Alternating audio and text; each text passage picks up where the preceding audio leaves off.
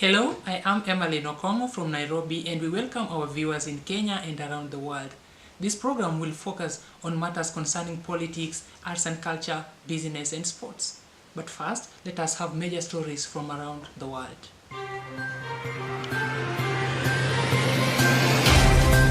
Government is planning to reduce the levels of VIP protection by 50% July this year so that the officers can be deployed to protect lives and property of ordinary citizens.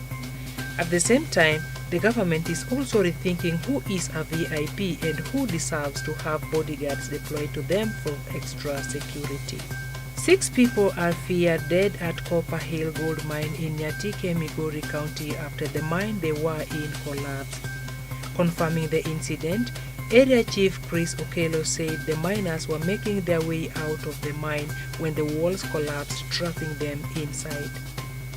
And in the international scene, Sudan's President Omar al-Bashir ordered the immediate release of all political prisoners held in the country as part of the country's national dialogue. The decision came in response to calls from political parties and groups that have participated in the country's ongoing national dialogue to grant detainees the opportunity to engage in the political process in order to strengthen the spirit of reconciliation, national harmony, and peace created by the national dialogue and as part of steps to prepare a permanent constitution for the country. Welcome back to the program. Let us now embark on our top story where Sudan's President Omar al-Bashir ordered the immediate release of all political prisoners held in the country as part of the country's national dialogue. The decision came in response to calls from political parties and groups that have participated in the country's ongoing national dialogue to grant detainees the opportunity to engage in the political process in order to strengthen the spirit of reconciliation, national harmony, and peace created by the national dialogue, and as part of the steps to prepare a permanent constitution for the country.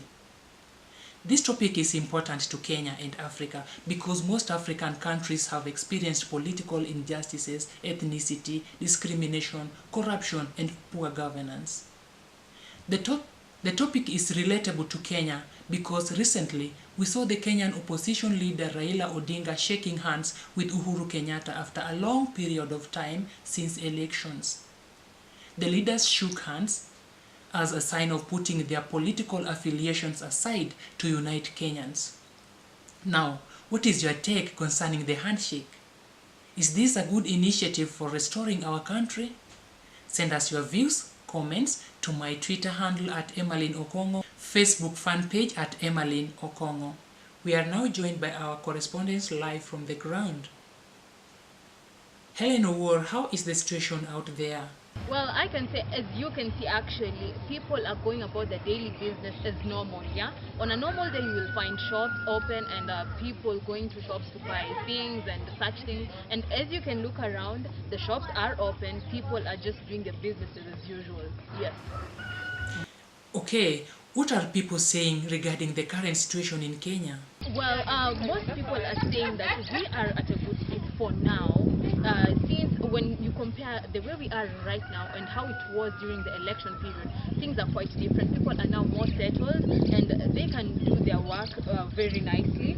There's no uncertainty about whether people will come and vandalize the items or such things, so they're just cool. Yeah. Okay, now is the situation different from before the handshake? In my opinion, it is different when you look at after the handshake and before the handshake, because as it is now, I talked to some people who told me, like, in this area we find people from different tribes coming to conduct trade and do businesses, which was not there before the handshake, meaning that we've moved, they have moved to a different place, a higher level, where there's reconciliation and making the situation a bit better, yeah, as they're waiting for more communication from the president and Honorable Raila Odinga after this handshake that they had.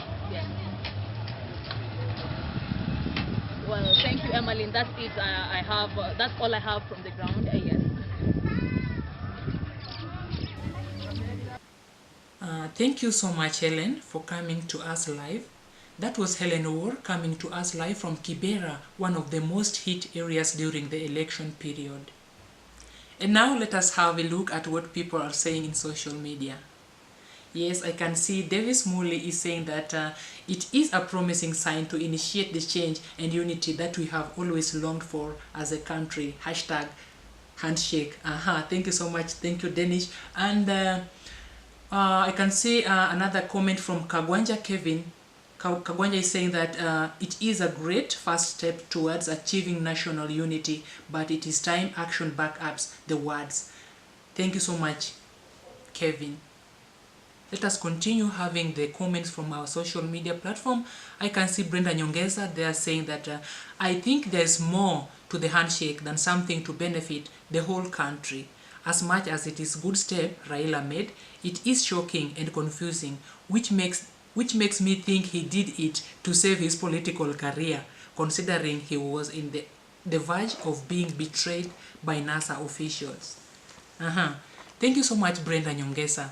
Today we are having guests in studio, political analyst, politician and social activists to help us understand the whole meaning of the handshake between Raila Odinga and Uhuru Kenyatta, whether it has an impact or not. Joining us now is Dr. Wandia Njoya, a social activist. Welcome to our show. Thank you very much for having me. What is your take on the recent handshake between President Uhuru Kenyatta and the former Prime Minister Raila Odinga? My position has been that this was a deal between two men, two individual politicians. We, the Kenyan people, don't need to be part of this deal because it does not address what our fundamental issues are. The two men said that the biggest problem facing Kenya is, the biggest need facing Kenya is reconciliation. Probably, but for us, the Kenyan people, it's not reconciliation between tribes, it's reconciliation between the wealthy and the rest of us. That's the conversation we need to have, and this deal does not deal with that issue. Do you think the deal between these two people is going to yield any fruits to normal Kenyans? I think it has, but temporary. For example, it has stopped the brutality that was being unleashed on Raila Odinga's supporters. So that's a good thing. But, you know, the brutality shouldn't have happened in the first place. So you can't say that that is really a fruit as such. It's just an end to the violence. So I think that's one benefit. But in the long run, I think what it is trying to do is to depoliticize Kenyans. By politics, I mean interest in where resources is going and who is making those decisions. I think the handshake has been a sideshow. It has been distracting us from asking the fundamental questions about how our economy is being managed. So for me, I understand the break from attention from the police, but in the long term, I think it is distracting us from the important questions we need to ask as Kenyans. All right. Is this a trend that is picking up? Because we have also seen the same in Sudan, where President al-Bashir ordered the release of prisoners as a process of restoring peace in the country. I think what African leaders are doing with their strongest opponents is doing these exchanges that don't fundamentally change the living conditions of the people they lead. I think that's basically what we are seeing in Africa. I mean, even in South Africa, you've seen that there's now a new president. But what does that mean for the average South Africans who are finding education expensive, for whom the standards of living are not really improving? So all these are deals between the elephants to stop fighting. And it's a reprieve for us, the grass that is suffering. We don't get stepped on and trampled on as much, but it doesn't change our status as the grass. And that's the problem in all these deals. Thank you very much, Dr. Wandia. Now let me bring in Israel Lugadiru, a young politician. Okay, thank you very much. Israel, What is your take on the recent handshake in Kenya? I don't trust handshake politics. I really do not trust handshake politics because I believe that if there was a genuine handshake, then after the handshake, then there wouldn't be a move to create reforms in the constitution and creating other posts such as the prime minister post and also the presidency post. I feel like handshake politics was just a method which was used to blind the eyes of the Kenyans from seeing the bigger picture, which is the coalition's, not the coalition's agenda, but which is the opposition's agenda of bringing constitutional reforms into the country. I feel like handshake politics will not be permanent, and I feel like it's going to be a seasonal thing to help the opposition group of the government to achieve an even greater goal, which is constitutional reform. So I don't trust it. Do you agree that the handshake has brought peace as claimed by Dr. Wandia? As I said, the handshake politics was a seasonal kind of tactic which was used to create peace and which was also used to try and deceive the Kenyans that indeed different leaders have good ambitions for the country. But indeed, the handshake politics has done a lot of positive things ever since it was performed, because we can now see that there has been a slight economic growth. We can see tourists flocking into the country. We can see people and even other leaders now have the opportunity to get to tour other different places where they wouldn't have toured before the handshake. So I feel like for this particular time, the handshake has done a lot of good, but then the point is the handshake politics is a seasonal kind of tactic that is going to be used to create, or rather to achieve, a greater goal of the opposition. Does the handshake have any impact on young people? Yes, they do contribute a lot to young people politically. One, because young people look up to these leaders for mentorship. And young leaders right now have come to understand that indeed there's a hope for the country, and there's a hope of enabling, or rather making things go forward in the country, because we've seen with the recent handshake that there has been a slight economic growth, and there has also been a little period of tranquility and peace. So young leaders definitely copy that, and they see that indeed there's a way of making the country peaceful. Indeed, there's a way of making the country move in peace. Although that still does not discredit the end goal of the handshake, but I feel like that has a really big impact to the young people, and it also encourages them to work harder towards sustaining a peaceful Kenya and also building an amazing and peaceful Kenya. Okay. Thank you so much, Israel. To wind up this discussion, we are being joined by Grace Kialo, who is a political analyst. Welcome, Grace. Grace, as a political analyst, do you think the unity purpose of the handshake has been achieved?